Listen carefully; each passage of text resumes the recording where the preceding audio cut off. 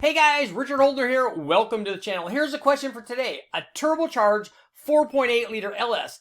Head swap, cam swap. How much power are they worth? But the real question is, do you really need them?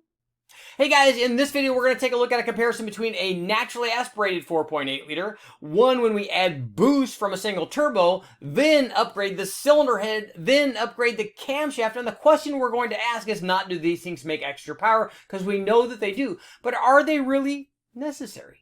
To find out how much the cylinder heads are worth and the camshaft are worth on a typical Junkyard 4.8 liter LS, we set up the following test. We obviously had to have first a 4.8 liter LS to do the test with. And this one originally came from the wrecking yard. There we did make one upgrade to this thing. It actually had a set of forged pistons because we had damaged this motor long ago. It had a set of 7cc dome pistons and they were 10 over. Other than that, although this combination could easily be run on a Junkyard motor with the factory flat top pistons because they work equally well. We just happened to have that particular piston offered to us, so we put that in. But everything else on the 4.8 liter was stock. It had a stock block, stock crank, stock rods. It had that forged piston. We put ring gap in it. It had the stock 706 or 862 cylinder heads. It had the stock truck intake. It did have an AccuFab manual throttle body just because we didn't, when we got that combination from the wrecking yard, it didn't have a factory throttle body on it. We did have one of those sitting around. We also ran this with the set of long tube headers. We had 36-pound injectors in it, although since we were running it stock, we could have run the stock injectors on the naturally aspirated baseline. All of this was controlled with a Holley HP management system, meaning that we could optimize the air, fuel, and timing. But again, you can do that with a factory stuff if you're running the factory ECU. That works equally well. So what we did was run this motor stock, naturally aspirated, to establish a baseline before we could add boost, and then we could make the changes under boost. So let's get going. This is our naturally aspirated 4.8 liter, basically a Junkyard motor. It had a little bit more compression because of the 7cc dome. Otherwise, everything was as the way that it came from the Junkyard. This motor, this 4.8 liter, made 336 horsepower and 345 foot-pounds of torque. So it did good, and in typical truck kind of fashion, it makes more torque than it makes horsepower. And in the case of the 5.3, which would be up around 355 horsepower and 380 or so foot-pounds of torque, it makes even more torque than horsepower. So these are the typical power numbers that we get from a Junkyard 4.8. This works really well. So what we did from this on our naturally aspirated combination is add our single turbo kit to it. And this was definitely considered a low buck turbo kit. It was the DNA GT45 clone turbo that you can buy for less than $200.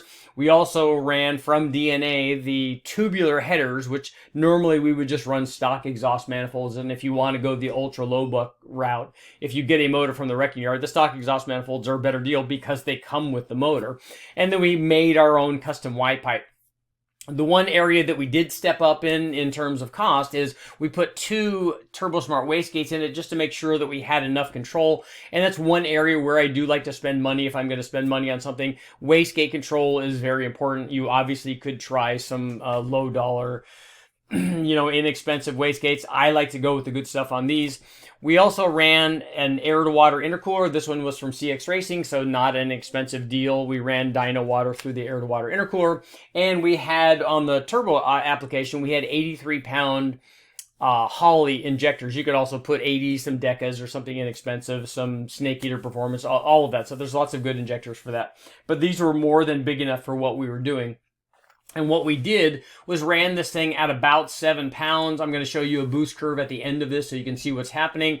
But as you can see, even with the stock cam and stock truck intake and stock heads and everything, adding boost to this in a little over 7 pounds, 7.5, 7.6 pounds or so, the power output jumped to 524 horsepower. Peak torque was up at 529 foot-pounds. So as you can see, just adding boost, even to a stock one without ported heads or cam or anything else, you can get good power, and this is less than 8 pounds of boost. So there's more to be had here. All you have to do is turn the boost up, run 10 pounds, 12 pounds, 15 pounds, whatever you want, even on all the stock stuff, and you can make really good power. But now let's find out what happens when we make some modifications to our motor with the boost. Obviously, boost plays a big part and adds a ton of power to our otherwise kind of junkyard 4.8 liter. But what happens when we make modifications to the motor that improve the power output naturally aspirated, and then do we also get gains under boost? So here is the test that we ran, and unfortunately I didn't run this test both naturally aspirated and under boost, but we can see what the gain is. What we did was we replaced the factory 706 head on our 4.8 liter with a much better cylinder head. In this case, it was a TrickFlow 205 head, which is arguably one of the best heads available for that small bore application, either the 4.8 or the 5.3. That chamber size is designed to work with that size bore. It flows very well. It flows a lot more than the stock head does, and so there's plenty of power potential. That's one of the heads where we've made 500 horsepower or more out of a modified 5.3 with a stock bottom end. So heads, cam, and intake, using those heads, we've been able to exceed 500 horsepower with a 5.3 liter. On the 4.8, it works equally well. We've run it a number of times. Along with the other option is a set of ported 706 or 862 heads from guys like Total Engine, Airflow. There are lots of guys that now have programs that can get the flow numbers up on the stock head with a valve size increase and stuff, that you can get the flow rate up near what the TrickFlow 205 head has. But as an off-the-shelf aftermarket head, and the thing that I like about the TrickFlow 205 head also is that it has a thicker deck. So if you want to run a lot of boost and you're trying to do that, one of the limitations in the factory head stuff is going to be the fact that the deck thickness isn't thick enough for what you're trying to do, and then you can lose head gaskets and stuff. So it's much better with an aftermarket head, and the 205 head is a good, is a good application for this. So we installed the TrickFlow 205 head, made no changes to our wastegates. We were using a manual controller basically, and not an electronic controller, so it didn't keep boost exactly the same. And again, we're going to take a look at the boost curves at the end of this. But adding the TrickFlow heads with no change, and actually, as we'll see, the boost went down just slightly with the head upgrade. But adding the TrickFlow heads increased the power output of our combination from 524 horsepower up to 574 horsepower. So basically, we picked up 50 horsepower at the same boost level. And this is, remember, this is a low boost application, and also with a stock cam. We know that upgrading the head, you'll get much more power if you already have a camshaft in it, because you have a situation where it needs more head flow. Right now, it doesn't really need the head flow, but even though we got 50 horsepower from the cylinder head, but the question is that gain worth the cost of the heads, which is not cheap? But here's the thing to think about. We're only showing this at 7 pounds with a stock cam. The gains from the head would be dramatically different if we had a cam in this thing, or if we were running a lot more boost. And that's really where this kind of thing is going to shine. If you have, let's say, 1,000 horsepower turbo or less, normally I don't recommend upgrading the head, because you can get to that power level and max that turbo out with a junkyard motor and a cam and springs, and an intercooler, E85, and away you go. And that way you don't really need to spend the money on the heads, because they're not really going to gain you anything. What will happen is you'll just get to the maximum flow of the turbo, but at a slightly lower boost level. But if you're trying to really go for it and make lots of power, a head upgrade is a good choice. But now let's find out what happens when we add a camshaft. Our final test on this combination, our 4.8 liter, was to add a camshaft, and we added a Brian Tooley Racing Stage 1 Turbo Cam. That particular cam offered a 601/598 lift split, a 222/227 degree duration split, and 113 degree lobe separation angle. And a 4.8 liter really needs a fairly small cam to take advantage of, so you can improve the response and stuff. You don't need a real big cam in a 4.8. The only thing that's going to happen is you're going to end up making the same power with the turbo, as I said, especially on this GT45, which is kind of limited to somewhere near 750 horsepower or so on this 4.8. So you're going to be able to max that turbo out with any kind of camshaft that you put in here, probably even the stock one. So on a 4.8, if you have a small turbo on it, stay with a mild cam, and the Stage 1 cam is a perfect example. But let's take a look and see what happened when we added the camshaft. Now our combination was the 4.8 with the TrickFlow heads on it, and we're comparing that to the stock cam. And here's what happened when we ran the BTR Stage 1 cam. The peak power jumped up to 648 or 649 horsepower. Remember, this is staying at roughly the same boost level. The boost actually dropped slightly, about a 3 or 4 tenths of a pound or so when we put this camshaft in. Again, we didn't have an electronic wastegate controller to stabilize that to make it all the same. But what we see is that we had a big change in power. The camshaft itself picked power up from 573 to 649, so we saw a big gain there. Most of the gains came out past 49 or 4800. There was a slight drop in power below that. It will be interesting to take a look at the boost curve to see if we see a drop in boost there, which might account for the loss.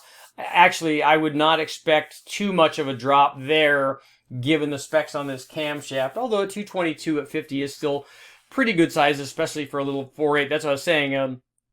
A small mild cam on a 4.8 is definitely a good idea, because as you can see, you can get some pretty big gains in power from a cam swap, and we got even more power than we got from the head swap, you know, but we're not comparing really apples to apples, because we might see more with the head if we already have the cam, if we did the test in reverse order, basically. And as I said, as we go up in power, those things become more and more important. But on a combination that's 1,000 horsepower and less, really a cam and springs is kind of the way to go. And this gives you a pretty good indication, because now what you could do after running this at 7 pounds or 7.5 pounds, now you have the option to go way up in boost and make a lot more power. On this DNA turbo, we can't go up too much more, maybe another 100 horsepower before we'd have to stick on, you know, an S475 or 7875 or some other turbo that would allow us to make more power that had the flow to support this kind of power level. Let's get to our conclusion. Before getting to our conclusion, as I promised, we're going to take a look at the boost curves offered in each one of these combinations, starting off with our stock motor, stock heads, cam, intake, all of that stuff. And here is our boost curve supplied by the DNA GT45 turbo on the 4.8 liter. You can see we started out around a little under 6.5 pounds. It might look like this is a rising curve, but you're talking about a difference of only about 1.25 pounds here in this scale. So that's fairly consistent, actually. If we take a look at and see what happened when we made our cylinder head upgrade to the trick flow head, you can see boost curve is almost identical. It's slightly less at the top, but again, you're talking about the difference is 7.6 versus 7.8 pounds here, and that's the biggest difference. For the most of the curve, it was exactly the same. So here's what happened when we added our Brian Tooley Racing Stage 1 camshaft. Boost did drop. And again, this is not a lot. You're talking about the biggest difference here is from 7.7 down to 7.1, so 0.6 of a pound. So that would definitely affect power. We know that the camshaft made a lot more power than these other combinations than the factory cam, and the boost was down. So if we were able to run an electronic controller and have these boost curves be identical, we would basically have even more of a power gain from the camshaft. At a 0.5 pound, that's probably going to be another 15 to 16 horsepower or so, given this power level. But here are the boost curves. As you can see, they're fairly consistent despite the fact that we didn't use an electronic controller. Now we can get to our conclusion.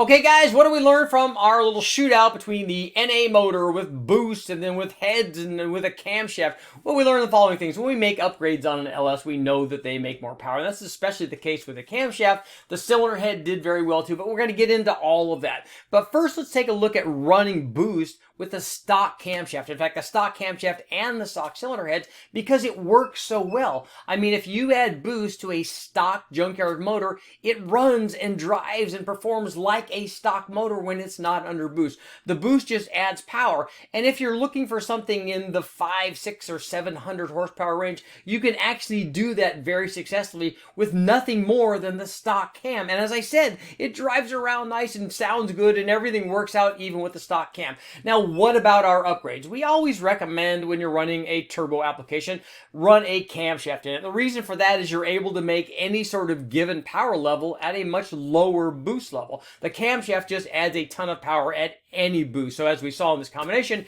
you can pick up 50, 60, 70, 80 horsepower very easily with a cam upgrade on a turbo application, and that's why we add it. But here's my recommendation on camshafts for a 4.8.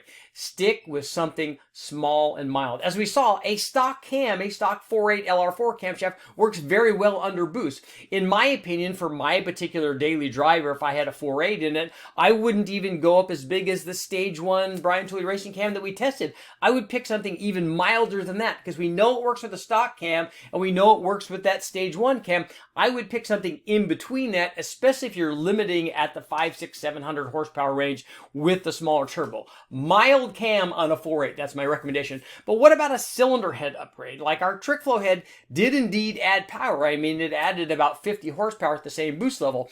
We would get even greater gains at higher boost levels. As I said, the deck thickness would come into play if you're really trying to max out the power. But normally, again, for the 1,000 horsepower and less range, we don't even normally recommend a head upgrade, even though the trick flow head is a lot better. If you're trying to make lots and lots of power, definitely it's a good idea. If you're trying to make sub 1,000 horsepower, and especially if you're just trying to make 5, 6, or 700 horsepower or so, no need to upgrade the head. I'm Richard Holder. Make sure to like, share, subscribe, ring the bell, do all that stuff. More testing coming up.